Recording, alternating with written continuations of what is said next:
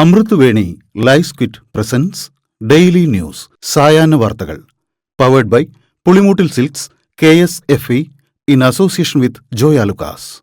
ഇത്തവണ ഫസ്റ്റ് അടിക്കില്ലേ നമ്മള്?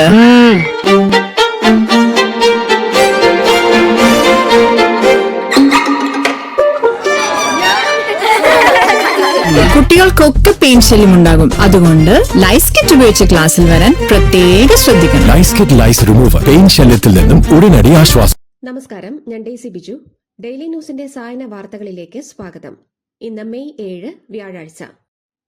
മുഖ്യമന്ത്രിയെ തീരുമാനിക്കാൻ കോൺഗ്രസ് നിയമസഭാ കക്ഷിയോഗം ഹൈക്കമാൻഡിനെ ചുമതലപ്പെടുത്തി. ഞായറാഴ്ച മുഖ്യമന്ത്രി ആരെന്ന് പ്രഖ്യാപിക്കും. AICC പ്രസിഡന്റ് മല്ലികാർജ്ജുൻ ഖാർഗെയെ ചുമതലപ്പെടുത്തുന്ന ഒറ്റവരി പ്രമേയം KPCC പ്രസിഡന്റ് സണ്ണി ജോസഫ് അവതരിപ്പിച്ചു. VD സതീശൻ പിന്താങ്ങി. കേന്ദ്ര നിരീക്ഷകരായ മുകുൾ വാസ്നിക്കും അജയ് മാക്കനും കേരളത്തിന്റെ ചുമതലയുള്ള സെക്രട്ടറി ദീപാദാസ് മുൻഷിയും കോൺഗ്രസ് MLA-മാരെ ഒറ്റയ്ക്ക് കണ്ട നിലപാടുകൾ ആരാഞ്ഞു. കേരളത്തിൽ മുഖ്യമന്ത്രിയെ തീരുമാനിക്കുന്നതിന് AICC നിരീക്ഷകർ UDF-ലെ ഘടകകക്ഷി നേതാക്കളുടെയും അഭിപ്രായം തേടുന്നു. ഘടകകക്ഷി നേതാക്കളുമായി നിരീക്ഷകർ ഇന്ന് വൈകുന്നേരം 4:30 കൂടിക്കാഴ്ച നടത്തും. കോൺഗ്രസ് MLA-മാർ, നേതാക്കൾ, ഘടകകക്ഷി നേതാക്കൾ എന്നിവരുമായി കൂടിക്കാഴ്ച നടത്തിയതിന്റെ റിപ്പോർട്ട് നിരീക്ഷകർ നാളെ AICC പ്രസിഡന്റ് മല്ലികാർജ്ജുൻ ഖാർഗെയ്ക്ക് നൽകും. ന്യൂനപക്ഷ വോട്ടുകളുടെ ഇടതുവിരുദ്ധ ഏകീകരണമാണ് നിയമസഭാ തെരഞ്ഞെടുപ്പിലെ പരാജയത്തിന് കാരണമെന്ന് ഇടതുമുന്നണി. ജനങ്ങളിലേക്ക് മുന്നണി സംവിധാനം ഇറങ്ങിച്ചെല്ലണം. പരാജയ കാരണങ്ങൾ വിശദമായി അടുത്ത മാസം ചർച്ച ചെയ്യും. അതേസമയം വ്യക്തിപരമായ അധിക്ഷേപങ്ങൾ കാര്യമാക്കുന്നില്ലെന്ന് മുന്നണി യോഗത്തിൽ പിണറായി വിജയൻ പറഞ്ഞു. ഒന്നിച്ചു നിന്നാൽ തിരിച്ചു വരാമെന്നും അദ്ദേഹം പറഞ്ഞു. മുഖ്യമന്ത്രി സ്ഥാനത്തേക്ക് KC വേണുഗോപാലിനെ പരിഗണിക്കുന്നതിൽ അനൌചിത്യമുണ്ടെന്ന് മുതിർന്ന കോൺഗ്രസ് നേതാക്കൾ നിരീക്ഷകരോട് പറഞ്ഞെന്ന് റിപ്പോർട്ട്. MP-മാർ നിയമസഭാ തെരഞ്ഞെടുപ്പിൽ മത്സരിക്കേണ്ടെന്നായിരുന്നു ഹൈക്കമാൻഡിന്റെ തീരുമാനം. എന്നാൽ ഹൈക്കമാൻഡിന്റെ ഭാഗമായ KC വേണുഗോപാൽ MP സ്ഥാനം രാജിവെച്ച് നിയമസഭയിലേക്ക് വരുന്നതിൽ അനൌചിത്യമുണ്ടെന്നാണ് നേതാക്കൾ അറിയിച്ചത്. VD സതീശൻ മുഖ്യമന്ത്രിയാകണമെന്നാണ് പൊതുവികാരമെന്ന് AICC നിരീക്ഷകരെ അറിയിക്കുമെന്ന് മുസ്ലിം ലീഗ് നേതാക്കൾ. VD സതീശന്റെ നേതൃത്വത്തിലുള്ള പ്രവർത്തനത്തിനാണ് ജനം വോട്ട് ചെയ്തത്. ലീഗ് നേതാക്കളായ PK കുഞ്ഞാലിക്കുട്ടി, PMA സലാം, ET മുഹമ്മദ് ബഷീർ, ഹാരിസ് ബീരാൻ എന്നിവരാണ് കൂടിക്കാഴ്ചയിൽ പങ്കെടുക്കുക. കോൺഗ്രസിന്റെ മുഖ്യമന്ത്രി ചർച്ചയിൽ ലീഗിന് എന്ത് കാര്യമെന്ന മാത്യു കുഴൽനാടൻ. മുസ്ലിം ലീഗിന്റെ ആഭ്യന്തര കാര്യങ്ങളിൽ കോൺഗ്രസ് ഇടപെടാറില്ല, തിരിച്ചും അങ്ങനെയാകണം. VD സതീശനെ പിന്തുണയ്ക്കുന്ന നിലപാട് ശരിയല്ലെന്നും മാത്യു കുഴൽനാടൻ. കേരളത്തിൽ മുഖ്യമന്ത്രിയും ഘടകകക്ഷി മന്ത്രിമാരും ആദ്യം സത്യപ്രതിജ്ഞ ചെയ്യും. കോൺഗ്രസ് മന്ത്രിമാരുടെ പട്ടിക വൈകും. ഹൈക്കമാൻഡിന്റെ മേൽനോട്ടത്തിലാകും മന്ത്രിമാരെ തീരുമാനിക്കുക. മെറിറ്റ് മാത്രമാകണം മാനദണ്ഡമെന്നും ഗ്രൂപ്പ് താൽപര്യങ്ങൾ നോക്കരുതെന്നും രാഹുൽ ഗാന്ധി നിർദ്ദേശം നൽകി. മുഖ്യമന്ത്രി സ്ഥാനത്തേക്ക് തന്നെ പരിഗണിക്കുന്നില്ലെങ്കിൽ മറ്റൊരു സ്ഥാനമാനങ്ങൾ വേണ്ടെന്ന നിലപാടുമായി VD സതീശനെന്ന് സൂചന. മുഖ്യമന്ത്രി സ്ഥാനമില്ലെങ്കിൽ മറ്റൊരു സ്ഥാനം വേണ്ടെന്നും മറ്റുപാധികൾക്ക് വഴങ്ങില്ലെന്നും സതീശൻ ഹൈക്കമാൻഡ് നിരീക്ഷകരായ അജയ് മാക്കിനെയും മുകുൾ വാസ്നിക്കിനെയും അറിയിച്ചെന്നാണ് പുറത്തുവരുന്ന വിവരം. VD സതീശൻ എന്ന നേതാവിനെ അല്ലാതെ രാഹുൽ ഗാന്ധിയെപ്പോലും മുഖ്യമന്ത്രിയായി സങ്കല്പിക്കാൻ ഞങ്ങൾക്കാവില്ലെന്ന് നടൻ സിദ്ദിഖ്.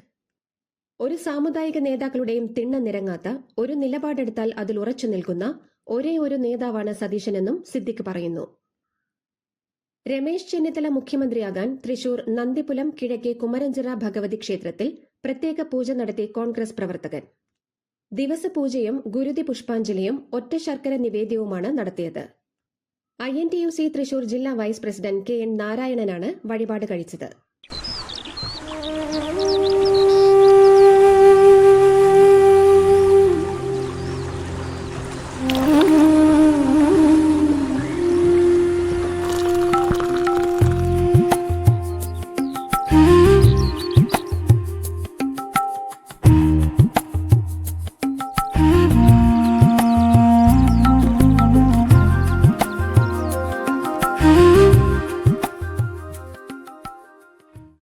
നിയമസഭാ തെരഞ്ഞെടുപ്പിലെ കനത്ത തോൽവിക്ക് പിന്നാലെ തിരുത്തൽ നിർദ്ദേശങ്ങളുമായി CPM-ന്റെ രണ്ടാം നിര നേതൃത്വം. പാർട്ടി അണികളെ കേട്ടുമാത്രമേ മുന്നോട്ടു പോകാനാകൂവെന്ന് സംസ്ഥാന സെക്രട്ടേറിയറ്റിലെ യുവനിര വ്യക്തമാക്കി. ജനങ്ങൾക്ക് സ്വീകാര്യമല്ലാത്ത എന്തോ ഒന്ന് ഭരണത്തിൽ സംഭവിച്ചെന്ന് തിരുവമ്പാടിയിൽ പരാജയപ്പെട്ട LDF സ്ഥാനാർത്ഥി ലിൻഡോ ജോസഫ്. വീഴ്ചകൾ കണ്ടെത്തി തിരുത്തണമെന്നും മുൻ എംഎൽഎയും സിപിഎം കോഴിക്കോട് ജില്ലാ കമ്മിറ്റി അംഗവുമായ ലിൻഡോ ജോസഫ് പ്രതികരിച്ചു. രാഹുൽ മാങ്കൂട്ടത്തിലിനെതിരായ 3ാം ബലാത്സംഗ കേസിൽ പോലീസ് കുറ്റപത്രം സമർപ്പിച്ചു. തിരുവല്ല ജുഡീഷ്യൽ മജിസ്ട്രേറ്റ് കോടതിയിലാണ് കുറ്റപത്രം സമർപ്പിച്ചത്. കേസെടുത്ത് 4 മാസമാവുമ്പോഴാണ് SIT കുറ്റപത്രം സമർപ്പിക്കുന്നത്. വർക്കല ഇടവയിൽ സിപിഎം കോൺഗ്രസ് പ്രവർത്തകർ തമ്മിൽ സംഘർഷം. ഫ്ലെക്സ് ബോർഡുകളും കൊടിമരങ്ങളും നശിപ്പിച്ചതിനെ തുടർന്നുണ്ടായ ഏറ്റുമുട്ടലിൽ ഇരുവിഭാഗത്തെയും നിരവധി പേർക്ക് പരിക്കേറ്റു. സംഭവത്തിൽ അയിരൂർ പോലീസ് ഇരുവിഭാഗങ്ങൾക്കെതിരെയും കേസെടുത്തു. തെരഞ്ഞെടുപ്പിലെ വിജയാഹ്ലാദത്തിന്റെ പേരിൽ ആടിന്റെ തലയറുത്ത് പ്രദർശിപ്പിച്ച മുസ്ലിം ലീഗ് പ്രവർത്തകർക്കെതിരെ KT ജലീൽ. തലയെടുക്കാൻ ധൈര്യമുള്ളവർക്ക് മുൻപോട്ട് വരാം, അവസാന ശ്വാസം വരെയും പൊരുതുമെന്ന് KT ജലീൽ പറഞ്ഞു. ഇടുക്കി പൂപ്പാറയിൽ പന്നിയാർ പുഴ കയ്യേറി നിർമ്മിച്ച ദേവാലയങ്ങളും കെട്ടിടങ്ങളും പൊളിക്കുന്നു. ഒരു ക്ഷേത്രവും ഒരു പള്ളിയും ഉൾപ്പെടെ 88 കെട്ടിടങ്ങളാണ് പൊളിച്ചു നീക്കുന്നത്. ഇതിൽ 56 കെട്ടിടങ്ങൾ ഉടമകൾ പൊളിച്ചു നീക്കും. ബാക്കിയുള്ളവ റവന്യൂ വകുപ്പ് പൊളിക്കും. പ്രദേശത്ത് നിരോധനാജ്ഞ പ്രഖ്യാപിച്ചിട്ടുണ്ട്. മാധ്യമപ്രവർത്തകൻ വിക്ടർ ജോസഫ് അന്തരിച്ചു. പരിയാരം മെഡിക്കൽ കോളേജിൽ ചികിത്സയിലായിരുന്നു. India vision, Manorama news, Amrita TV, Jai Hind തുടങ്ങിയ സ്ഥാപനങ്ങളിൽ ജോലി ചെയ്തിരുന്നു. സംസ്കാരം നാളെ കണ്ണൂർ പയ്യാവൂരിൽ. ലൈംഗിക അതിക്രമ കേസിലെ ജാമ്യ വ്യവസ്ഥയിൽ ഇളവ് തേടി സംവിധായകൻ Ranjith Ernakulam first class judicial magistrate കോടതിയിൽ ഹർജി നൽകി. ചികിത്സ ഉൾപ്പെടെയുള്ള ആവശ്യങ്ങൾക്കായി എറണാകുളം ജില്ല വിട്ട് പുറത്തുപോകാൻ അനുവദിക്കണമെന്നാണ് ആവശ്യം. വാടാനപ്പള്ളി സ്വദേശി സുനിതയെ മർദ്ദിച്ച് കൊലപ്പെടുത്തിയ കേസിൽ പ്രതി ദീപക് കൃഷ്ണൻ കന്യാകുമാരിയിൽ പിടിയിൽ. ബംഗളൂരുവിൽ തെരുവ് നായകളെ സംരക്ഷിക്കുന്ന ഷെൽട്ടർ ഹോം നടത്തിവന്നിരുന്ന ഇയാൾ മലയാളിയാണ്. ഷെൽട്ടർ ഹോമിൽ മറ്റ് 2 യുവതികൾക്കൊപ്പം ജോലിക്കെത്തിയതായിരുന്നു സുനിത. ലൈംഗിക അതിക്രമം തടഞ്ഞപ്പോഴാണ് മർദ്ദിച്ച് കൊലപ്പെടുത്തിയത്.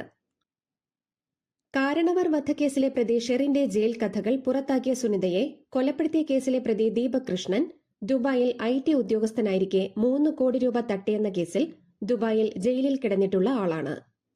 2024 കൊച്ചിയിൽ മൃഗഡോക്ടറെ ഭീഷണിപ്പെടുത്തിയതിന് ദീപക് അറസ്റ്റിലായിരുന്നു. കൊക്കെയിൻ കൈവശം വെച്ചതിനും കേസുണ്ട്.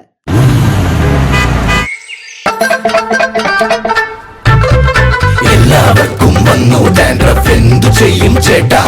പേടിക്കണ്ട, ഇവിടുണ്ടല്ലോ ഡാൻഡ്രോക്വിറ്റിൻ ഓയിൽ. ഉടനടി മാറും താരൻ, ഉപയോഗിക്കൂ വേഗം. Amrutveni Dandroquit, the ultimate dandruff solution. Operation സിന്ദൂറിലൂടെ ഇന്ത്യൻ സൈന്യം സമാനതകളില്ലാത്ത ധൈര്യവും കൃത്യതയും ദൃഢനിശ്ചയവും പ്രകടിപ്പിച്ചുവെന്ന് പ്രധാനമന്ത്രി നരേന്ദ്രമോദി. പഹൽഗാം ഭീകരാക്രമണത്തിന് തിരിച്ചടിയായി ഇന്ത്യൻ സൈന്യം പാകിസ്ഥാനിലെ ഭീകര കേന്ദ്രങ്ങൾക്കെതിരെ നടത്തിയ ഓപ്പറേഷൻ സിന്ദൂറിന്റെ 1ാം വാർഷികത്തിൽ സൈനികരെ അഭിവാദ്യം ചെയ്ത മോദി എക്സിൽ കുറിച്ചു. ഈ വർഷത്തെ ഹജ്ജ് തീർത്ഥാടനത്തിനായി മക്കയിലെത്തുന്ന ഇന്ത്യൻ സംഘത്തിന് വിപുലമായ സൌകര്യങ്ങളൊരുക്കി ഇന്ത്യൻ ഹജ്ജ് മിഷൻ. ഇന്ത്യൻ കോൺസൽ ജനറലിന്റെ നേതൃത്വത്തിൽ ഹറമൈൻ റെയിൽവേ സ്റ്റേഷനിലും താമസ കെട്ടിടങ്ങളിലും പരിശോധന നടത്തി. തീർത്ഥാടകർക്ക് സുഗമമായ അനുഭവം ഉറപ്പാക്കി. ഭീകരതയ്ക്കെതിരെ പോരാട്ടം തുടരുക തന്നെ ചെയ്യുമെന്ന് സേനാ മേധാവികൾ. ഓപ്പറേഷൻ സിന്ദൂറിന്റെ 1ാം വാർഷികത്തിൽ പഹൽഗാമിൽ ജീവൻ നഷ്ടപ്പെട്ടവർക്ക് ആദരമേകി സൈനിക മേധാവികൾ സംയുക്ത വാർത്താ സമ്മേളനം നടത്തി. മുൻ DGMO lieutenant general Rajiv Ghai, മുൻ DDAO air marshal Awadhesh Kumar Bharti, DGNO vice admiral AN Pramod, lieutenant general Zubin Minwalla എന്നിവരാണ് വാർത്താ സമ്മേളനം നടത്തിയത്. തമിഴ്നാട്ടിൽ TVക്ക് ഭൂരിപക്ഷം തെളിയിച്ചില്ലെങ്കിൽ AIADMK സർക്കാർ രൂപീകരിക്കാൻ മുന്നോട്ടുവരും. എടപ്പാടിയെ മുഖ്യമന്ത്രിയാക്കാനാണ് നീക്കം. AIADMKയെ DMK പുറത്തുനിന്ന് പിന്തുണച്ചേക്കും. DMK MLAമാരുടെ യോഗം വൈകിട്ട് നടക്കും. കോൺഗ്രസ് നേതാവ് രാഹുൽ ഗാന്ധി മര്യാദ കാണിച്ചില്ലെന്ന DMK നേതാവ് TR ബാലു. ഫലം വന്നതിനു ശേഷം സ്റ്റാലിനുമായി സംസാരിച്ചപ്പോൾ ഒപ്പമുണ്ടെന്ന് രാഹുൽ പറഞ്ഞതാണ്. എന്നാൽ മണിക്കൂറുകൾക്കകം TVക്കൊപ്പം പോയെന്നും ബാലു കുറ്റപ്പെടുത്തി. എന്നാൽ BJP പിൻവാതിലിലൂടെ അധികാരത്തിൽ വരുന്നത് തടയാൻ അതല്ലാതെ കോൺഗ്രസ് മറ്റെന്തു ചെയ്യുമെന്ന് ഖർഗെ ചോദിച്ചെന്നും ബാലു പറഞ്ഞു. ബംഗാളിൽ മമതാ ബാനർജിയുടെ വിശ്വസ്തരായ മുതിർന്ന ഉദ്യോഗസ്ഥർ സ്ഥാനമൊഴിഞ്ഞു. സംസ്ഥാനത്തെ മുൻ ചീഫ് സെക്രട്ടറിമാരായ ആലാപൻ ബന്ദോപാധ്യായ, HK ദ്വിവേദി എന്നിവർ മുഖ്യ ഉപദേശക സ്ഥാനങ്ങൾ രാജിവെച്ചു. ഇവർക്കു പുറമെ മമതയുടെ പ്രിൻസിപ്പൽ സെക്രട്ടറി മനോജ് പന്ത്, സാമ്പത്തിക വിദഗ്ധനായ അഭിരൂപ് സർക്കാർ എന്നിവരും രാജിവെച്ചു. അഡ്വക്കേറ്റ് ജനറൽ കിഷോർ ദത്ത നേരത്തെ തന്നെ ഗവർണർക്ക് രാജി സമർപ്പിച്ചിരുന്നു. ബംഗാളിലെ ബഷീർ ഹാട്ടിൽ BJP പ്രവർത്തകന് വെടിയേറ്റു. ചിൻഡു എന്ന് വിളിക്കപ്പെടുന്ന രോഹിത് റോയി എന്ന യുവാവിനാണ് വെടിയേറ്റത്. പാർട്ടി പതാക ഉയർത്തുന്നതിനെ ചൊല്ലിയുണ്ടായ തർക്കമാണ് വെടിവയ്പിൽ കലാശിച്ചത്. പഞ്ചാബിലെ ജലന്ധറിലും അമൃത്സറിലും BSF താവളങ്ങൾക്ക് സമീപം നടന്ന ഇരട്ട സ്ഫോടനങ്ങൾ തെരഞ്ഞെടുപ്പിന് മുന്നോടിയായി BJP നടത്തുന്ന രാഷ്ട്രീയ തന്ത്രമാണെന്ന് മുഖ്യമന്ത്രി ഭഗവന്ത് മാൻ. എന്നാൽ പഞ്ചാബ് അസ്വസ്ഥമാണെന്ന തെറ്റായ ധാരണ പരത്താൻ പാകിസ്ഥാന്റെ ISI നടത്തുന്നതാണെന്ന് DGP ഗൌരവ് യാദവ്. സ്ത്രീ സുരക്ഷയുടെ യഥാർത്ഥ അവസ്ഥ പരിശോധിക്കാൻ മഫ്റ്റിയിൽ ബസ് സ്റ്റാൻഡിലെത്തിയ വനിതാ പോലീസ് കമ്മീഷണറെ ശല്യം ചെയ്ത 40ഓളം പുരുഷന്മാരെ പോലീസ് പിടികൂടി. ഹൈദരാബാദിലെ മൽക്കാജ്ഗിരി പോലീസ് കമ്മീഷണർ V. സുമതിയാണ് ദിൽസുഖ് നഗർ ബസ് സ്റ്റാൻഡിൽ പൂവാലന്മാരെ പിടികൂടാൻ അർദ്ധരാത്രി 12:30 മുതൽ പുലർച്ചെ 3:30 വരെ കെണിയൊരുക്കി നിന്നത്. കമ്മീഷണറാണെന്നറിയാതെ അശ്ലീലം സംസാരിക്കുകയും കൂടെ വരുന്നോ എന്ന് ക്ഷണിക്കുകയും ചെയ്തവരെ പിടികൂടി കൌൺസിലിംഗ് നൽകി വിട്ടയച്ചു. തെക്കൻ ഗാസ മുനമ്പിലെ ഖാൻ യൂനിസിന് സമീപം ഇസ്രായേൽ നടത്തിയ വ്യോമാക്രമണത്തിൽ ഗാസയിലെ ഹമാസ് തലവന്റെ മകൻ ഖലീൽ അൽ ഹയ്യയുടെ മകൻ അസം അൽ ഹയ്യയ്ക്ക് ഗുരുതരമായി പരിക്കേറ്റു. ഹമാസ് അംഗങ്ങളായ 5 പേർ ഈ ആക്രമണത്തിൽ കൊല്ലപ്പെട്ടതായി ഹമാസ് പറയുന്നു. ഇതോടുകൂടി ഡെയിലി ന്യൂസിന്റെ ഇന്നത്തെ സായന വാർത്തകൾ സമാപിക്കുന്നു. ഡെയിലി ന്യൂസിന് വേണ്ടി വാർത്തകൾ വായിച്ചത് ഡെയ്സി ബിജു. DailyNewsLive.in വാർത്തകൾ വിരൽ തുമ്പിൽ.